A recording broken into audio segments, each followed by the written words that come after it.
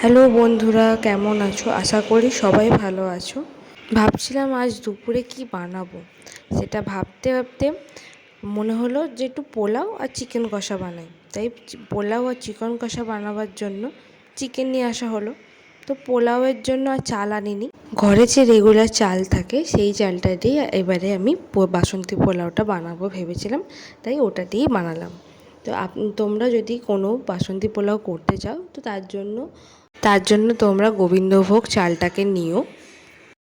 বাসন্তী পোলাও বানানোর জন্য কিছু পদ্ধতি প্রথমে থাকে, তো সেইটা আমি ভিডিও করতে ভুলে গেছিলাম, তো আমি সেটা আপনাদেরকে জানিয়ে দিচ্ছি যে কীভাবে প্রথমে পদ্ধতিটা করতে হয়।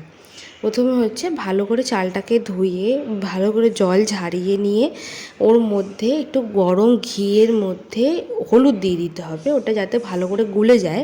তারপরে চালটার মধ্যে দিয়ে দিতে হবে, ওর মধ্যে একটু গরম মশলা মিশিয়ে ভালো করে ওটাকে মেখে নিতে হবে। তো চালটা দেখবে একটু হলুদ হয়ে যাবে।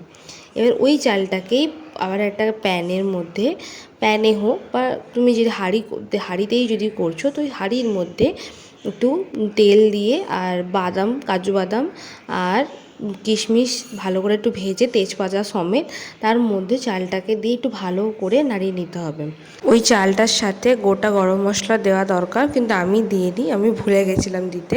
তো তারপরে ওটাকে একটু ভালো করে নাড়িয়ে ওর মধ্যে তোমরা গরম জল অ্যাড করতে পারো বা নর্মাল জলও অ্যাড করতে পারো, চালের পরিমাণ অনুযায়ী দিতে হবে। কারণ ওই চালটা মানে যেমন নর্মাল ভাতে ফ্যান ঝরায় সেরকম ফ্যান তো আর ঝরানো হবে না, তো ওটা শুকিয়ে যাবে। তো সেরকম পরিমাণ মতো জল দিতে হবে যাতে চালটা ফুলে ওঠে, যেমন ভাত যেমন হয় ভাতের মতো হবে। ভাতে জলটা দেওয়ার পরেই নুন আর চিনি অ্যাড করতে হবে, তোমাদের পরিমাণ মতো তোমরা দিও, কিন্তু পোলাও মিষ্টি হয় সেরকম বুঝে চিনিটা দিতে হবে। এবার তার মধ্যে একটু ঘি উপর থেকে আবার দিয়ে ভালো করে নাড়িয়ে আবার চাপা দেবে যখন, ওটা 15 মিনিট ওরকমই থাকবে। এই পুরো প্রসেসটা একদম লো আঁচের মধ্যেই হবে। এরপর যখন জলটা পুরো শুকিয়ে যাবে তখন বুঝতে পারবে যে চালটা একটু ফুলেও গেছে বা সেদ্ধ হয়ে গেছে, তখন চালগুলোকে তুলে সাইড করে নিতে হবে, একটু পাখার মধ্যে ছড়িয়ে রেখে দিতে হবে যাতে ওটা একটু ঠান্ডা হলে একটু ঝরঝরা যাতে হয়ে যায়। ব্যাস, আর কিছু না, এটা হলেই বাসন্তী পোলাও রেডি হয়ে যাবে আর সুন্দর খেতেও লাগবে।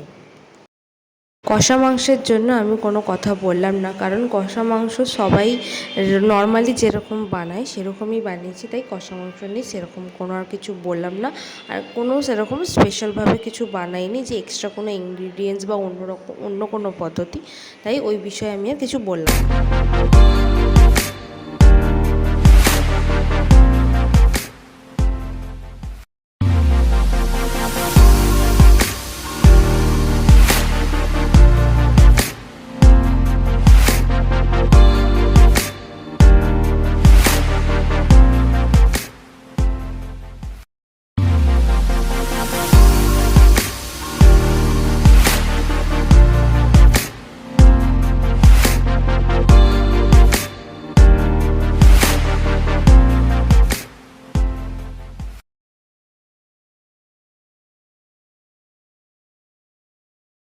এই থালাটা আমার বরের জন্য সাজানো হচ্ছে, দেখি আমার বর কি বলে খাওয়ার পর।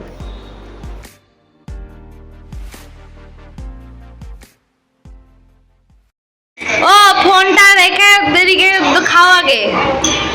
ওইটা বন্ধ হচ্ছে না, ঠিক আছে ঠিক আছে।